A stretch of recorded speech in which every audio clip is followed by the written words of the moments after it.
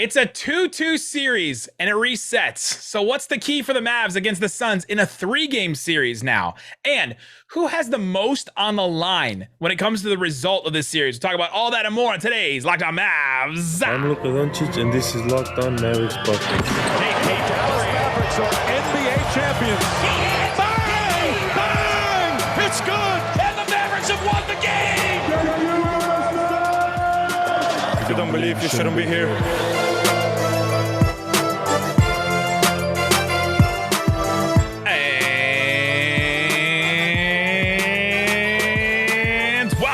You are locked on to the Dallas Mavericks. My name is Nick Angstadt, media member and NBA channel manager for the Locked On Podcast Network. Thanks for making Locked On Mavs your first listen every day. We are free and available on all platforms, including YouTube, where the best way to help grow the show is to comment anything below. Subscribe. If you haven't subscribed yet, please subscribe. Appreciate everybody that's checked out the podcast over the last couple of days. We are a 5 days a week daily Dallas Mavericks podcast on YouTube, on podcast everywhere, and throughout the offseason too.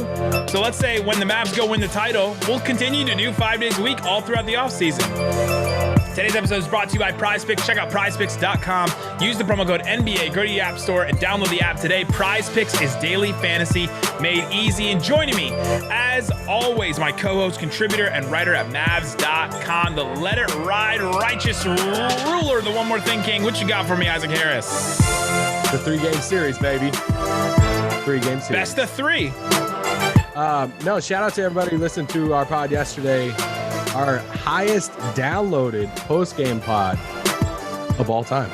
Oh, yeah. Oh, so yeah. Shout out to you guys. Big time. The Raccoon Squad came out big and strong, and you're part of the Raccoon Squad if you listen 5 days a week. That's the new criteria right there. Listen 5 days a week. That's the Raccoon Squad. They have listened to us for a long time, 5 days a week. Appreciate everybody that has been. All right. On today's show, what does a 3-game series look like for this Mavericks team versus the Suns? There's a couple of things that I think are key for the Mavericks. What should we expect? Okay, Iztok Franco, our friend of the pod, does a great job for D Magazine on writing online, and wrote after this game that the Mavericks just like mucked it up. Basically, is the words that he used. They played bully in Game 4. They mucked up the game. And I think that's a super big key for this Mavericks team, because you look at some of their numbers, just straight up look at their game logs over the last couple of games here. Games 1 and 2, the Suns had an offensive rating of 128.7 and 141.7. That's a terrible defensive rating for the Mavs. Terrible. Just terrible. Like scoring 141 points per 100 possessions. Like that is, if the game was a little bit faster, the Suns would have scored like 140 points in game 2. It was over 130, I think, their defensive rating. Brutal. And then in games 3 and 4, it went down to 106 and 105. The Mavericks defense really stepped up. And so you look at some of the losses Phoenix had to the Pelicans. They lost one game that was 116 offensive rating. And then their game 4 loss was 108.3. That's how the Phoenix Suns team loses games, is when you just limit their offense, when you make their offense work, when you make them do things they don't want to do. And one of those big things that Iztok pointed out that I'm going to point out here is the turnover rate. In games 1 and 2, or game 1, the Suns played decently comfortable and just kind of held the Mavs at arm's length. They had a turnover rate of 10.6%. That's like fine. That's like, a pretty good turnover rate for a team. Game 2 was a 15.5%. That's not good, but it's not terrible either. Game 3, 18.2%, and then game 4, 17.8%. Their turnover rate just completely went in the toilet. The Mavericks forced a lot of turnovers. The Mavericks were able to muck up the game and to play defense, and it's their defense that has really won these last 2 games. Yeah, you look at their shooting, the Suns shooting over the past 2 games. They, we've talked about the stat a lot as far as they led the league at 48% a game as a team. Shot over 50% from the field every single game of playoffs until this game 3 and game 4. And, they held them to 44% in game 3, held them to 46% in game 4. Yep. So when that defense, just doing hey, get your defensive rating under 110. Can we do that? Because I know, is that one of our numbers now? Honestly, get it under 120. Like, because like you said, both of those first 2 games, I think they were both their defensive ratings over 130 in both of those first 2 for Dallas. So limit their shots as far as their efficiency. on that. And, it's how they defend Chris Paul too. It's like how Reggie Bullock, that tiny adjustment, a little bit of checking in full court, and just, Reggie just, I don't want to say putting the clamps on him, but when you take out their second guy, when he has 5 points, he had 12 points in game 3. When you're limiting their second best offensive, weapon, engine, however you want to define Chris Paul, it's huge for this team. That's one of our keys, and we're keeping with it. Make Chris Paul work. Make him work everywhere. Make him work on the defensive end. Make him work in transition. Reggie Bullock has been picking him up full court. He doesn't think he can get a turnover from there. Now he has, but he doesn't think he's going to get a turnover, like picking him up full court. He's just making Chris Paul work. And you look at some of the games that the Suns have lost this season. Game 4 against the Pelicans, Chris Paul had 4 points, and that was a loss. Like, when Chris Paul plays bad, this Suns team doesn't win as often, because you can, force Booker to do some things he doesn't want to do, and then all of a sudden Chris Paul is limited, and that just takes out a ton of their offensive engine there. Part of the reason why I brought up the Mavs defense and mucking it up, and the reason why they, that's the reason why they won the game. Have you looked at the Mavs offensive ratings per game? I've been pretty good, right? I went to Cleaning the Glass. Let me tell you, what if I told you, this is one of our favorite games. What if I told you the Mavericks had 2 games where they had an offensive rating of 120. They had 2 games where they had an offensive rating of 113, 114. Which of those ones do you think that the Mavericks would have won and have lost? The games where they are 120 or the games where it was 114? Well, because of your question, I'll just say, did they win with the lowest offensive rating? Well, actually, they split them. It doesn't matter for the Mavs. Game 1, they had an offensive rating of 120. They lost that game. Game 2, offensive rating of 113. Game 4, offensive rating 114. Game 4, offensive rating 122. Like, this Mavericks offense has been the same efficiency-wise pretty much this whole series. It's been the defense that has really stepped up, and that's the reason why they've won these games. So they have to keep it mucked up. The Mavericks, actually, you want to make some Suns fans mad right here? You want to make some Suns fans mad? Tell me about the Mavericks. Intern, turn on the video. Oh, God. The Mavs free throw rate in games 3 and 4 is lower than it was in games 1 and 2. Whoa. The Mavs are going to the free throw line less than they were in games 1 and 2. I thought it was the refs. I'm telling you, the Mavs had a free throw rate of 21% in game 1, 22% in game 2, 11% in game 3, and 15% in game 4. The Mavericks are going to the free throw line less often than they were in the first couple of games. So it's been on their defense.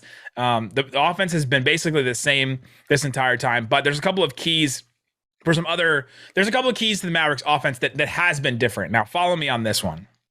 I'm following. Luka Doncic and Jalen Brunson. We've talked a lot about how Luka's touches and Brunson's touches. Brunson's got to get going. How do we get Brunson going and all that? Honestly, just give Jalen the ball. Like, literally, that's what it's been, is just give him the ball and give him more touches in these games. You start looking at the touches for Brunson. Games 1 and 2, Brunson had 55 touches on average in games 1 and 2. Games 3 and 4, 75 touches on average, like literally 50% more touches in games 3 and 4. And you look at Luka's touches, it went from 105.5 in games 1 and 2 to 90 in games 3 and 4. He's just literally giving the ball to Brunson a little bit more. And that's been kind of the key for them. Yeah. I thought you were going to keep going with something. I'll keep going. No. That's good, because you can't look at some of the things too of saying, hey, as far as offense wise, they got to hit this number, threes, because I think we talked about this the other day. They hit 16 and 17 threes in the games that they lost. So yeah, it's not like you can say, man, they got to hit 15 to 18 threes. That's not technically going to mean a win for them. It helps them a lot, obviously, but I thought that was really key. Even if he doesn't score 30, just get him the ball, and it has ripple effects to the rest of the offense. And for some listening, like, okay, Luka's got to move the ball more. He's got to touch the ball less. He's got to do all this. That's not necessarily what it is. Luka, time of possession in games 1 and 2, 11.6. Luka's average seconds per touch. So the amount of time he holds the ball when he gets the ball. Games 1 and 2, 6.6 seconds. Games 3 and 4, 6.3 seconds.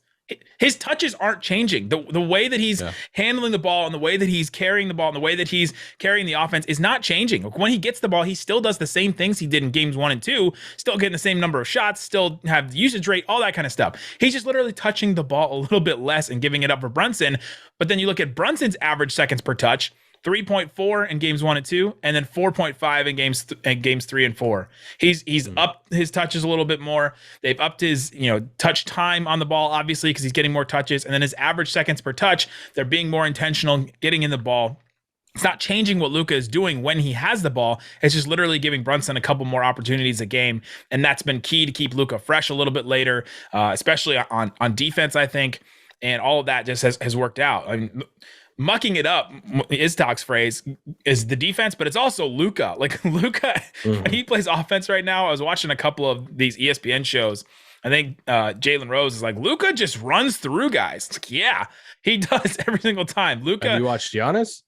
Yeah, Jason Kidd is basically like Captain America and looks at Luka like Captain America looks at Hulk in Avengers, the first one, and he goes, "Hey, Hulk, smash." Like, honestly, that's what he's doing to Luka. He's just saying, hey, go smash, go bust through some of these guys, go ahead and back down Chris Paul every opportunity you get, go ahead and run through Cam Johnson. He's not there. Cam Payne's in front of you. Oh, feast right now. Right? Like, go through him. Yeah, and it's really messing up the Suns right now.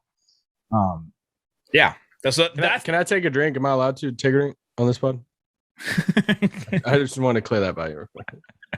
Coming up, let's get into some narratives about this series. What would it mean for Luka if the Mavericks won this series? What would it mean if over the next 3 games or 2 games or however many that we get, what if the Mavericks won? What if they lost? What if the Suns win? What if the Suns lose? We'll talk about all that and more coming up. But before we do, let me tell you about Daily Fantasy Made Easy. It's the award-winning app Prize Picks. It's daily fantasy made easy. We love it. You pick 2 to 5 players and over/under on their projections, and you can win big on Prize Picks. Go ahead and check out what's available to you. You just pick, for example, you pick Luka. They have these points. Let's say it's like 30. You pick the over on Luka's points. You pick the under on Devin Booker's points. You're just feeling really good about it, and then all of a sudden you got something going. Oh, here you go. Luka, 31.5 over under for his points. Devin Booker, 27.5 points over under, both of them for game 5. That's pretty interesting. If you're feeling good about Luka, like let's say you decide Luka, let's do the under, Booker the over, because you feel like that works better in the Mavs' favor. You put $20 down, you can win $60 at Prize Picks. So go check it out, prizepicks.com, download the app, pick all the over-unders you want, and you get $50 free if you use the promo code NBA and your Prize Picks entry scores a single point. It's Prize Picks. Also want to tell you about the best thing you can do for your health. Boy, do I need this right now. It's AG1.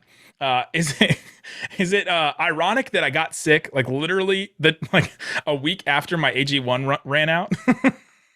This is an ad read right here. Is it telling? Can you hear it in my voice that I got sick right after this? So AG1 is an incredible product made by Athletic Greens. It's one delicious scoop that you put in water, like 8 ounces of water or something, and you get 75 high-quality vitamins, minerals, whole food source, superfoods, probiotics, and adaptogens to help start your day right. It's a special blend of ingredients that help support your gut health, your nervous system, your immune system.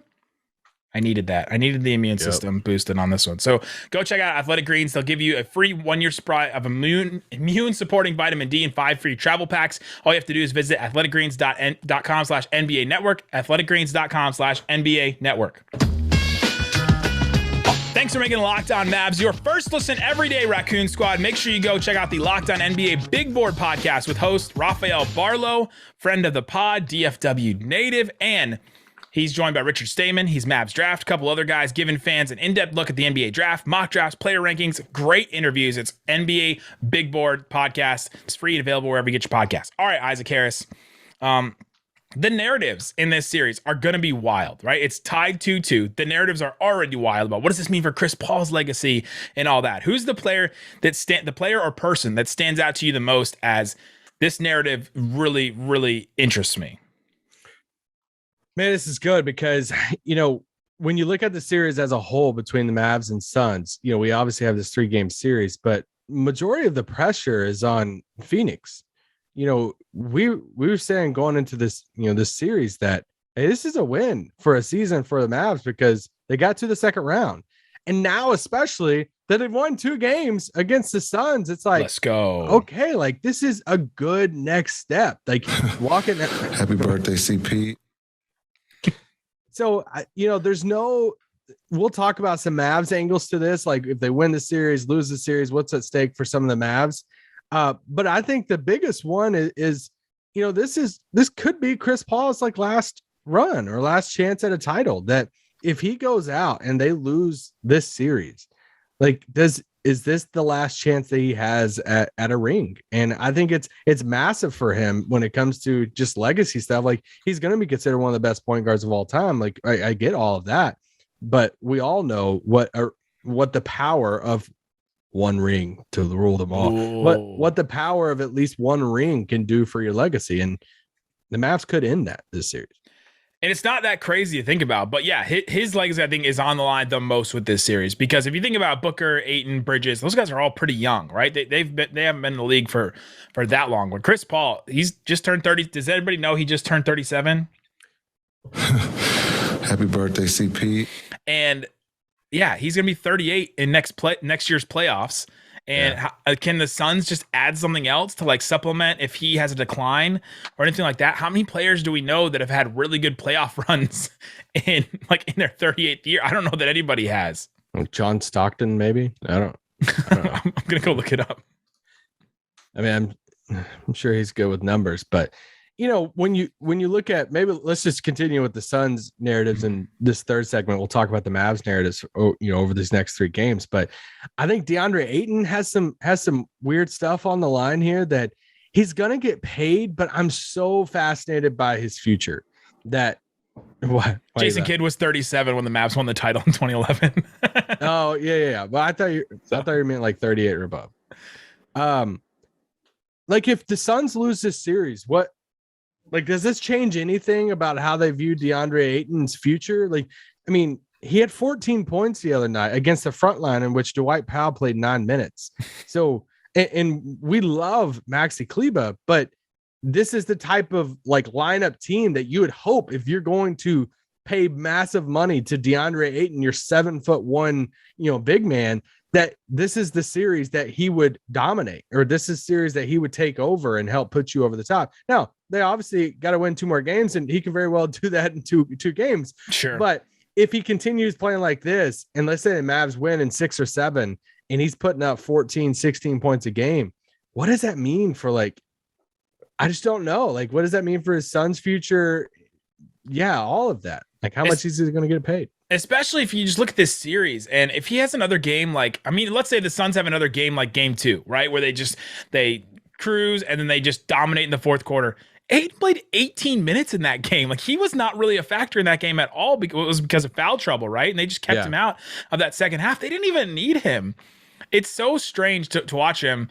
15 and 11. If he gets 15 and 11, which is kind of what he's averaging in this series, like the Mavs are totally fine with that. They're fine with that. Yeah.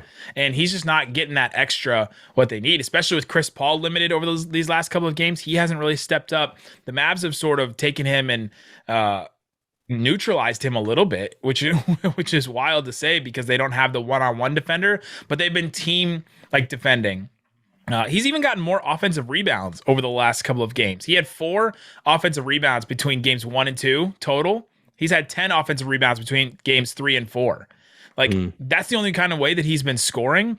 And it's just wild to say. It's just wild to look at DeAndre Ayton and think, okay, that's a max guy right there. And to see the way that he's impacting these playoffs, which is not as much as we expected. Yeah. Yeah. So then you look at Devin Booker, and let's say the Suns win the series.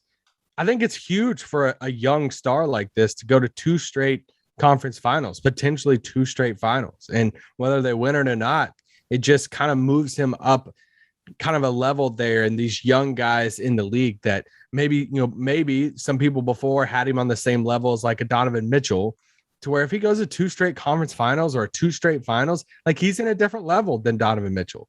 And so I think it would be huge for him. And if they lose, does it change anything about how people view him? Like, what is he? That type of thing. When you have a 64 win team and then you lose in the second round, it's kind of like the 2 things can be true at the same time. As I think Dallas would deserve a lot of praise, rightfully so, for the adjustments and winning, potentially 4 in a row or 4 out of, 5 games, whatever.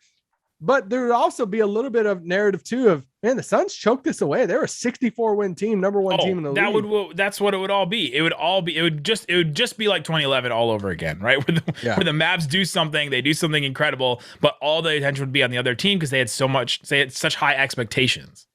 Yeah, and I think the Mavs would be fine with that.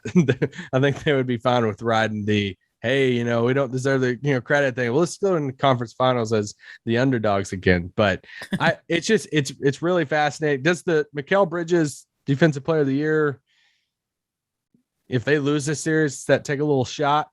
The way Luka is just running, or the way they're just sending him through screens, and that's it. Like, oof. Yeah, but that could be one of their adjustments too, right? Like they could for sure really lean into the, hey, let's try to take out kind of what Dallas is doing of saying, hey, let's put Reggie on Chris Paul forecourt. Let's try to take away Chris Paul and say, Devin Booker, you can have your 35 that he had last game and try to take out the other guys. And maybe this is what we guess that this would be what happened at the beginning of the series. Maybe this is their next card that they're going to play is finally put, hey, we're going to put Mikal on Jalen Brunson. Coming up, let's take a look at some of the Mavs narratives heading into these last couple of games here in this series. There's only at most 3 games. Wild. What could happen over these next couple? What could it mean for Jalen Brunson? What could it mean for Luka Doncic? Talk about that and more coming up. But before we do, let me tell you about BetOnline. It's the best place to check out the odds, lines, odds.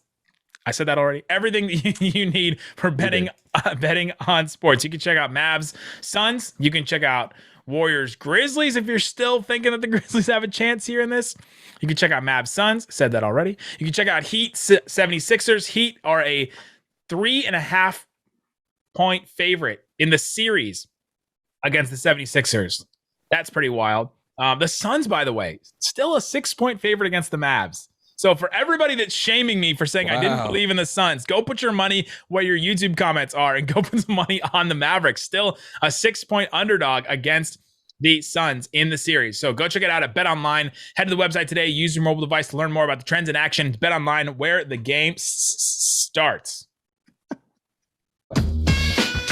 All right, Isaac, you didn't like my little... No, I'm laughing because we were recording this at the end of the Warriors-Grizzlies game.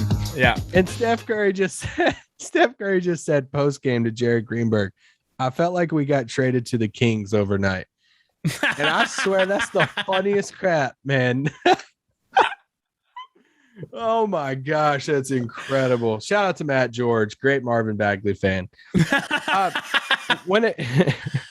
When it comes to the Mavericks, don't need Luka. We need to play that song again. Oh man. When it comes to the Mavs in these next 3 games, like what's at most stake for who has the most to win?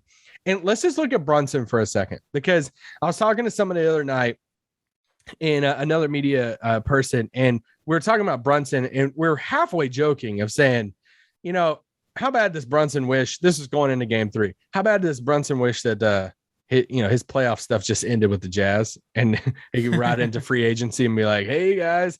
But that person looked at me, he's like, what? He's not going to lose money. Like, it doesn't matter. Even if the Mavs lose this series in 4 or 5. And I think that was a common thing that, after those first 2 games, some people were throwing out there like, oh, Brunson just lost a bunch of money in this series. No. I still don't think that. Because I think there's still teams like the Pistons and some of these teams are saying, hey, we got to spend our money. We'll still pay this guy. We don't care. And I think it would do more for the Mavericks moving forward of, hey, what if these next 2 games, Brunson just has complete duds and then they lose the series. And then it's like, well, we still can't lose him. Like, we still got to pay him. But now you actually have some question marks about, well, dang, is he a number 2? Is he a 3? All of that. So it kind of puts it in a weird spot. So I think weirdly, it's Brunson that has kind of the most it's not even at stake because it's not money at stake. It's, I don't know. It's like reputation. Yeah, it's like, and it's honestly like, what do the Mavs view him as going forward, right? Nico Harrison made the Kristaps Porzingis trade, and how many times we sat here and played a drinking game, flexibility, over and over and over again. He just kept saying that word because that's what taking the Porzingis contract and splitting it into Dinwiddie and Bertans' 2 contracts, it gave them flexibility. Flexibility to do what? right? Like, what do they want flexibility to do? Like, Dallas is going to get a seat at the table. they want a seat at the table with someone, like, take another drink. They want a seat at the table with like another big name, like an all-star type name. So what do they view Jalen Brunson as? Do they think he's like a fringe all-star type Middleton type player that could actually help win a title with Luka the way that Giannis and Middleton did? Like there's some parallels right there with those two guys.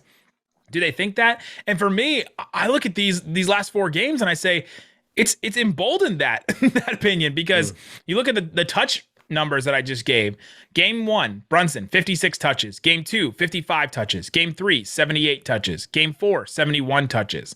Like, it's these last 4 games have shown more about they need to empower and give Brunson the ball a little bit more so that Luka can be a little bit more like ready for the fourth quarter and ready for the last, the second half of games, and not just have everything go on him in the first half and he just like blow his load in the first 2 quarters.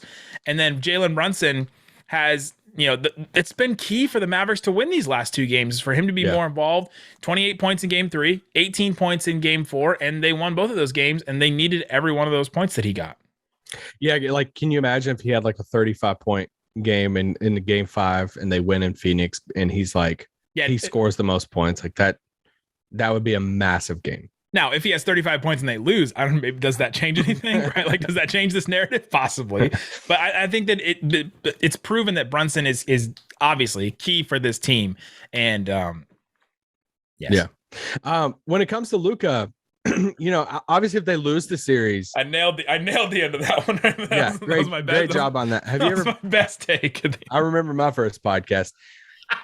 So when it comes to like winning and losing the series for Luka, I don't think Luka has a ton on the line when it comes to losing. I think some national people might say some crap, but he made it past the first round.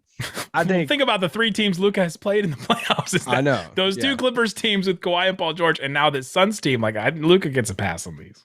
Royce O'Neal is. But if they win the series, this is Luka's way too early conference finals type thing. And I say the way too early because it's the Durant, it's the LeBron. Like, you look at year 4. This is year 4 for Luka. Year 4 for Kevin Durant was that super young OKC team who went up against Dirk in the Western Conference Finals. But got obliterated, got torched, went to school a little bit. Sorry. But that was that super young OKC team. It was like, holy crap, y'all are young, and now you're in the conference finals. You look at LeBron's 4th year. He went on and went to the finals in his 4th year. They got swept and wiped off the floor. In the East.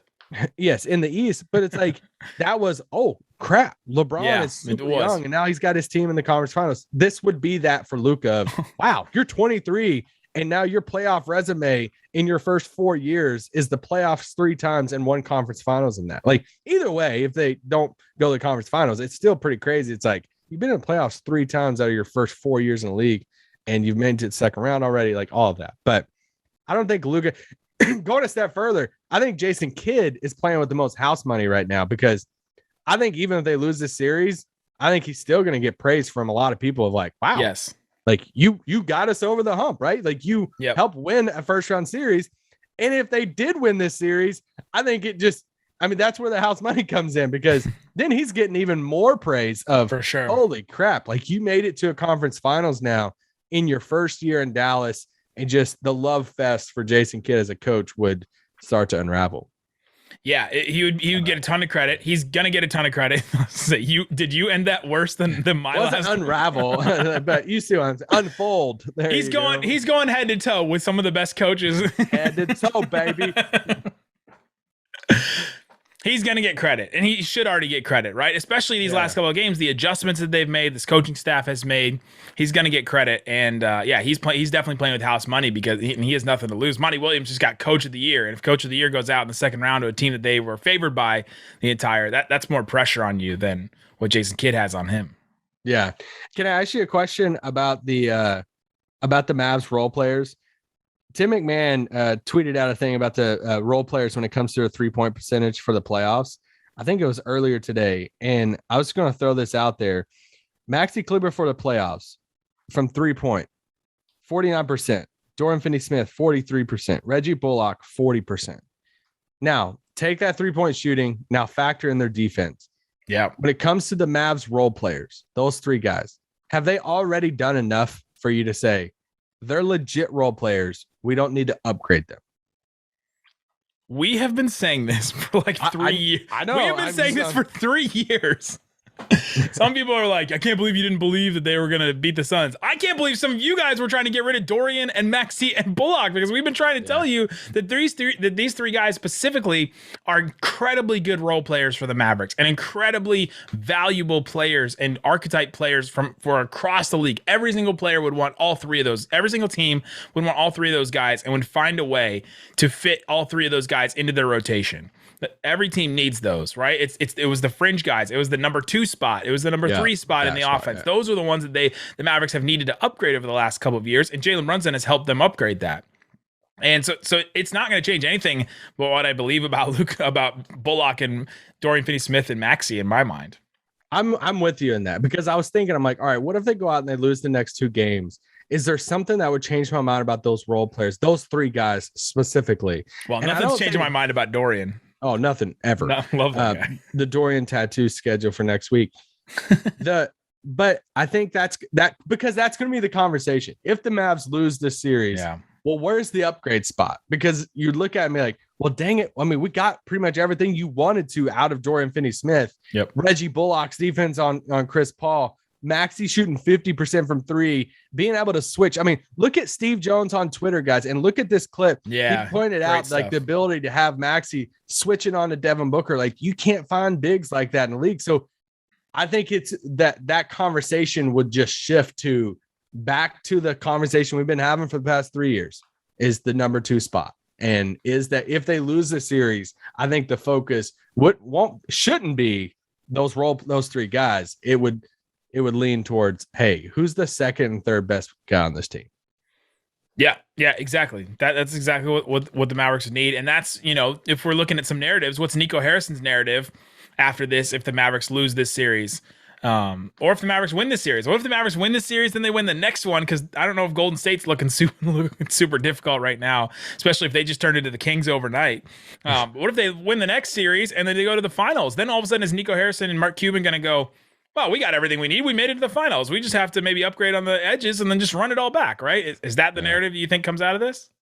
Oh, gosh. I don't know. I mean, I'd still think they would want – I can't even think about the finals right now. But I think they would – they're still always going to be in the upgrading business. I think that would still be a thing. But if they lose, if they lose this series, is there more an onus on it than – If they hadn't won, like, let's say they didn't win the first round series, they would be making a huge move this offseason. Does winning that last series and now the playing tied 2-2 in this series, does that change anything about the roster construction and the narrative about Nico Harrison, or his narrative for the team, I guess? I don't think it changed anything of how we view Nico. I think it could. I think it just depends on how they go out, right? Like, I think if they go out and they lose the series over the next 2 games and they lose by 15 plus in both of them, it's like, all right, well, let's figure out why, what's the reason? If it's let's say Deandre Ayton has 30 plus points in the next 2 games and the Suns beat them, does that change okay, like we really do have to go upgrade that center spot. But once again, this bringing it full circle back to the whole, going into the playoffs. I remember us talking about the whole Dwight Powell conversation in the potential trade for a big over the offseason. And I remember saying on the spot, it's like, I want to see how far they go first before I put my opinion on should they go all in for a big. I want to see, because if this team if they do beat the Suns and they go to the conference finals with Dwight Powell as their center, then it's going to further prove my thing of like, hey, I don't want to spend big money on a big. Well, we don't want to spend Rudy Gobert money on a big, I don't think. I mean, I wasn't going to say 40 million because I know everybody would point towards this one guy. But that's what it costs. Yeah. And I'm not talking about John Wall. But the contract has already been signed for him. So, yep, there you go. Those are the narratives. Let us know what you think. Who has the most to lose in this? What do you think is the key for the Mavericks in a 3-game series now? Literally, whoever wins 2 more games wins this series. Tonight, baby. Tonight. It's going to be big time. 9 p.m. Phoenix. Phoenix is just going to be rocking Can't wait to see what that referee assignment is. Scott Foster was off yesterday. If it's Scott Foster, we're all gonna die laughing. Here's my thing though. Scott Foster was off yesterday. And are they really gonna, like, if he's back working today, are they really gonna put him back on Philly, Miami again? I think that like the natural thing is to alternate, right? And put him on Mavs Suns. And the moment that those ref assignments come out, and if it's Scott Foster, Twitter's gonna burn down. It's gonna be an amazing place. Oh, This is a positive world. Scott Foster in Game 5. Yeah. Oh my gosh, guys! Thanks so much for making us your first listen, being part of the Raccoon Squad. Listen to us 5 days a week. Now make your second listen. Locked On NBA. Local experts covering the biggest stories from around the NBA every Monday through Friday in less than 30 minutes. I was there on Monday. It's free and available wherever you get your podcasts. Locked On NBA. Guys, thanks so much for listening to Locked On Mavs. Peace out. Boom!